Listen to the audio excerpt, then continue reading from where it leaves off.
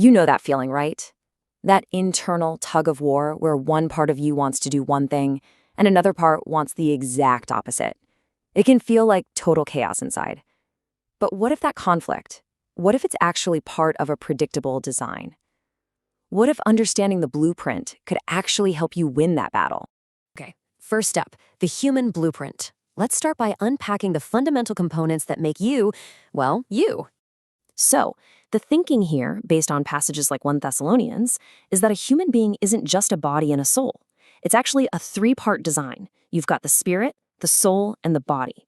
The Greek words are super helpful here. Pneuma for spirit, psyche for soul, and soma for body. And trust me, understanding this 3-part distinction is the key that unlocks everything else we're going to talk about. Now, this is where people get tripped up all the time, because we tend to lump spirit and soul together, but they're different. The spirit, the pneuma, is your capacity for God consciousness. Think of it as the deepest part of you, your inner sanctuary. The soul, or psyche, on the other hand, is your self-consciousness. It's your mind, your will, and your emotions, the hub of your personality. It's less of a quiet sanctuary and, a lot more like a busy living room. To make this even clearer, let's use an analogy. It really helps. Just imagine for a second that you are a house. Your body, the soma, well, that's the physical structure. The walls, the roof, the foundation, it's what everyone sees from the outside. Okay, so inside that house, you've got the living room. That's your soul. It's the center of all the activity, right? It's where your personality is on display, where you think, feel, and make all your day-to-day choices. But deeper inside that house, there's another room, the inner sanctuary. And that is your spirit. According to this framework, it's a space that was designed specifically for connection and communion with God. So for someone who's disconnected from God, that room is basically dark. But the moment of salvation, bam, the light gets switched on in that room. So who's running the show in this house? Who decides what actually happens? That's the heart, or cardia. And it's not just about feelings. It's the control center, the command deck, where the spirit and the soul meet. Your will lives here, and it is constantly deciding which voice it's going to listen to, the voice from that quiet inner sanctuary or all the noise coming from the living room. And that very choice leads us right into our second section, the war within.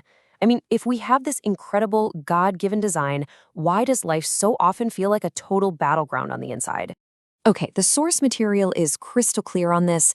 The enemy is not your body. The real enemy has a different name, the flesh, or sarx in Greek. Now, this isn't your physical skin and bones. It's that internal, sinful nature that is constantly pulling you away from the spirit. It's kind of like a parasite that's living within the system. And this table here just lays it all out so clearly. You see, the flesh wants to hijack the body's totally normal God-given appetites, like hunger or the need for rest, and just twist them into sin, like gluttony or sloth. The spirit, on the other hand, wants to guide the body in self-control, to produce things like discipline and purity. They have completely opposite goals for your body. And that's why the Apostle Paul could say something that at first sounds really harsh. When he says he strikes a blow to his body, he's not talking about self-harm, not at all. He's describing a strategy. He's saying he uses his physical body as a tool, as an ally, to get mastery over the real enemy, which is the desires of the flesh. And that brings us to what might be the single most important insight of this whole section. Your body is not the villain in your spiritual life. It's the territory being fought over. It's the prize. Both the spirit and the flesh are in a constant battle for control of it, to determine what your body will ultimately do. Okay, so with all this internal conflict going on, how in the world do we figure out what's what? This leads us to a really vital diagnostic checkup. We have to learn the difference between soul health and spirit health. So let's just tackle a big one head on, a question that touches so many of our lives. When someone is struggling with something like depression, is that a problem with their soul or is it a problem with their spirit? And believe me, getting this right is incredibly important. This distinction is absolutely critical. A broken soul is a mental health issue. A devoted Christian can have a perfectly secure spirit. Their inner sanctuary is safe with God, but their living room, their mind and emotions can still be hurting and they can struggle with things like anxiety or depression.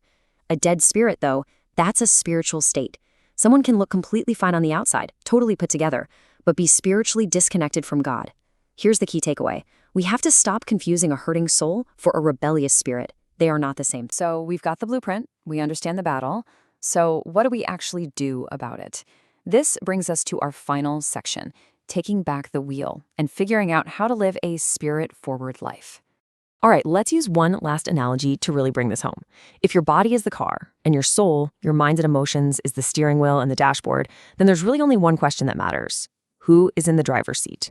This slide lays out the two possible ways your car can be driven. The flesh, well, it tries to hotwire the system, driving you based on raw feelings and appetites. But the God-designed way is completely different. The Spirit speaks to the heart, to your will. Your heart then makes a conscious choice to direct the soul, your mind and your emotions. And finally, your soul tells the body how to act. That is what it means to renew the mind. And what's really cool is that this whole process lines up perfectly with the 3 stages of salvation. See, justification is that one-time moment your spirit is made alive. That's instant. Glorification is the future promise that your body will one day be made new. But sanctification, that's the journey we're on right now. It's the day-by-day, sometimes messy process of renewing and restoring our soul. And so we end with this. This isn't just some abstract theory. It is a moment-by-moment reality. Every decision you make, every reaction you have, it's a choice. The flesh or the spirit, the living room or the inner sanctuary. So the question I want to leave you with is a simple one. Right now, in this moment, who's driving your life?